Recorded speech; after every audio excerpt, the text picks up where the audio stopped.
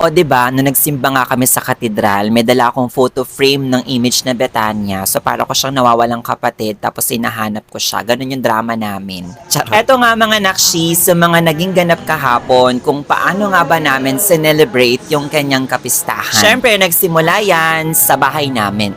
Yung nakita niyong kumakaway-kaway ako dun sa image niya. Paalis kami noon, papunta ng cathedral para nga umattend ng Holy Mass. Nagsimba nga kami ng 7 a.m. to 8 a.m. para nga ito makapag-adore kami sa Holy Eucharist. Tinapatalaga namin dito para yun nga masaksihan namin itong napakagandang adoration sa ating Panginoon. Alam niyo yun, yung kasabay nga ng selebrasyon ng kapistahan ng magkakapatid sa Betania ay ito nga, mabendisyonan kami ng ating Panginoon na nandoon sa loob ng monstrance. Gustong gusto ko talaga tong na-experience or nakikita mga nakshis kasi kapag nadaanan ka na niya, merong something doon sa aking kaloob-looban. Taray, kaloob-looban. Basta parang nakakagaan talaga siya ng pakiramdam. Ganun. So ayan nga, nakita nyo na rin na dala-dala ko talaga yung imahe ni Betania na nasa loob ng photo frame. Pinush ko po talaga yan para nga magawa ko yung eksena na yun. Kasi 'di ba? Tsaka parang ewan ko, parang part na rin talaga siya ng celebration ko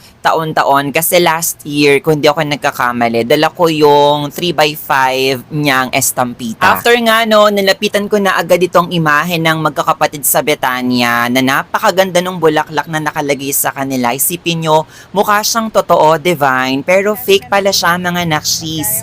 Sobrang ganda, no? Then, pumunta na nga kami agad dito sa suki namin ng bulaklak dahil pagagawaan natin ng bulaklak sa Betania. Tapos, ito nga yung inalok niya sa amin na arrangement na nandoon na. Gawa na yan actually. Tapos, sabi niya, dadagdagan pa daw niya nitong napakagagandang rosas na puti. Sa napakamurang halaga lang talaga yan siya, mga nakshis. Kaya kung gusto niyo ng ganyan, ayan, nakita niyo naman dun sa tarpaulin nila. Kontakin nyo na lang yung mga numbers na nakasulat doon. Active naman yun. Napaka-nice talaga ng owner na to. Yan nagtutusok ng bulaklak. Kasi isipin nyo, ang ganda nitong arrangement na to. Pero sobrang mura lang talaga niya yung binigay sa amin.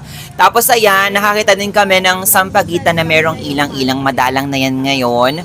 Para maalayan din nga sa Betania ng very light. Para alam nyo yun, very fiesta talaga. Ayan si ma'am na owner ng flower shop. Hanapin nyo lang yan siya. Napaka-nice niya. Alam ko mapapanood niya ang vlog-a-vlog na ito. Then banggit niya sa akin na pinapanood daw ako nung anak niya dahil mahilig din daw yun sa puon. So dito nga, nakauwi na kami ng safe at naiali na nga natin yung mga bulaklak doon sa nagpipistang napakaganda. So yun na lahat mga nakshis, hanggang sa susunod na vlog-a-vlog. Salamat!